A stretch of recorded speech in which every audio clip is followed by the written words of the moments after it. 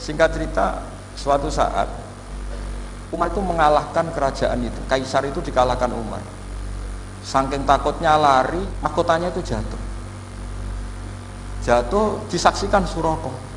Terus ingat, dulu-dulu Nabi pernah ngendikan itu disuruh pakai saya. Akhirnya sama Suraka dipakai. Ya tetap orang ganteng, orang ganteng. Itu. Padahal tidak pakai mahkota guys. Karena setelah dipakai, kata Umar, ikhla'ha, itu dicopot. Mau saya pakai untuk Baitul Muslimin, untuk Baitul Mal. Kata Suraka, bukankah Nabi ngendikan kalau ini yang pakai saya? Jawabnya Umar, innama yaqulu Rasulullah lital bisa walam yaqul litamlikaha. Kata Nabi hanya ngendikan kamu disuruh pakai, tapi tidak disuruh memiliki.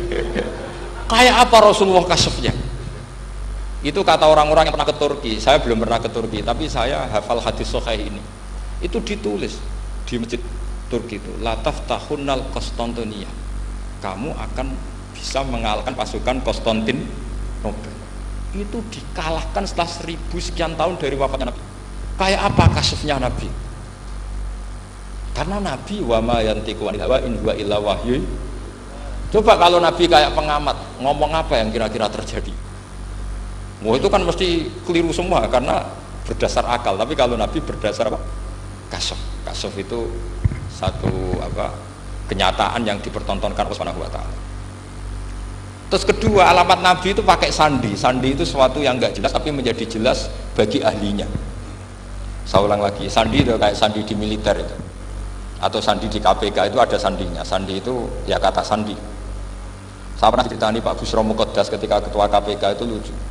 Wah, sandinya koruptor saya tambah kacau Pak. Itu kalau bilang uang itu kalau yang kemarin rame kan apel Amerika sama apel Malang. Kalau apel Amerika berarti US apa? Dolar, kalau apel Malang berarti apa? Rupiah. Setelah KPK tahu sandinya diganti Ustadz. Jadi koruptor kalau mau korupsi ini teman-temannya. Loh ini Ustadznya sudah siap loh, kamu gak ikut pengajian. Itu sempat penyadap KPK itu gak mau ngecek. Masa orang pengajian dicek? Ternyata ya gak ada acara pengajian, Ustadz itu maknanya uang. Koruptor saking ngerti itu disadap KPK itu sandinya gimana? Datang nggak ke sini, ini Ustadz sudah siap, ini ada pengajian. Hampir KPK itu nggak ngecek karena pengajian, Ustadznya sudah siap. Setelah digerebek ternyata Ustadz itu sandi dari makna apa?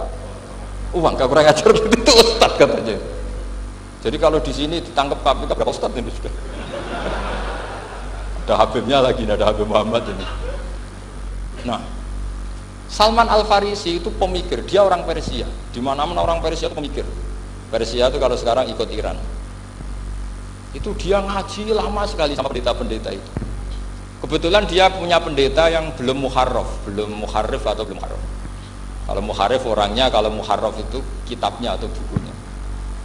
Setiap dia ngaji sama pendeta dikasih tahu, terus kecewa beberapa kali, hasil ketemu pendeta yang benar, sudah kamu tidak usah ngaji sama saya, kamu datang saja ke Yasrib, ke Madinah sana, ke Yasrib. Di situ Nabi akhir zaman sekarang sudah ada. Kata. Ini yang ngomong pendeta. Ya.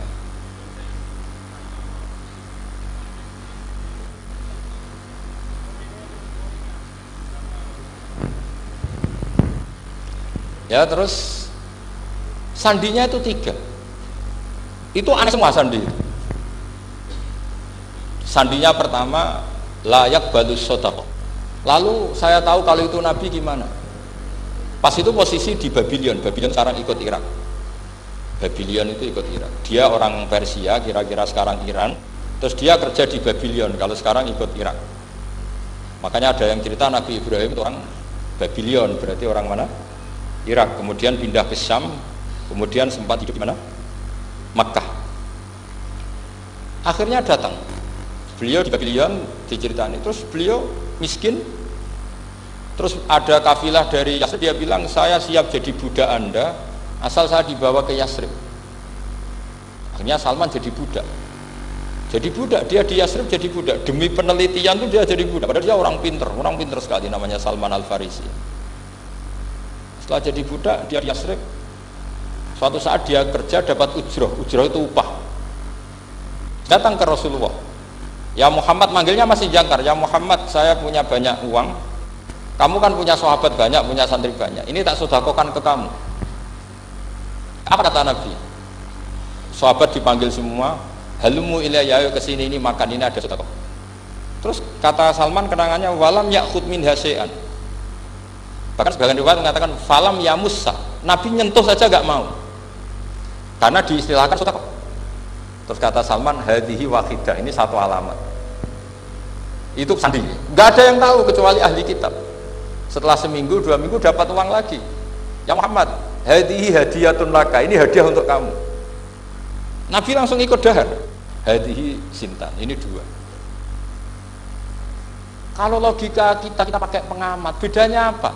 Sedekah ya dapat, hadiah ya dapat. Kan gak ada bedanya sama sekali. Ternyata itu sandi. Sandi wayak balus hadiah, tapi walayak balus sedekah. Nabi itu nerima hadiah tapi nggak nerima sedekah. Bagi orang kebanyakan kan bedanya apa? Sama-sama dapat. Kiai pakai duit 1 juta, mbok arani sedekah ya ditampa. Mbok kei 50.000 diarani hadiah ya ditampa. Sementing kan duit. Tapi kalau Nabi tidak bisa seperti itu. Kalau dikatakan sedekah nggak mau nerima, kalau hadiah akhirnya wah ini sudah ada 2 alamat. Jadi alamat itu ya kadang aneh, masa sedekah sama hadiah dibedakan. Terus ketiga, wafi katifihil aisar khotamun nubuwah mislu baidotin nu'amah. Di katifil aisar, apa kalau orang sini bilang apa? Pundak yang kiri itu ada khotamun nubuwah, ada alamat bahwa beliau adalah nabi akhir zaman, yaitu mislu baidotin nu'amah, kayak semacam telur manuk dara. Wah itu pusing. Waduh, caranya enggak gimana? Dia berkali-kali datang ke situ. Nabi itu orangnya priayi, jadi sering pakai baju. Kalau Nabi ini jenengan sering blodor gampang. Ini kan Nabi kan sering priayi. Tapi Nabi itu memang unik. Ketika Salman ke situ, pas beliau mau wudhu, biasanya nggak pernah pakai buka baju. Nabi dibuka bajunya. Akhirnya Salman fa'aqabba alaihi, bersungkur di depan Nabi, kemudian mengatakan aman tu bika ya Rasulullah. Karena ada 3 alamat. Lagi-lagi 3 itu juga didapatkan dari ahli kitab. Makanya di awal-awal Islam ahli kitab itu luar biasa. Meskipun akhirnya di akhir-akhir masalah karena banyak oknum yang mentahrif itu. Jadi saya mohon ilmu-ilmu seperti enggak boleh kan. Jangan mentang-mentang orang Yahudi Nasrani sekarang sudah muharraf kamu terus anti sama sekali. Tetap ada sisa-sisa sama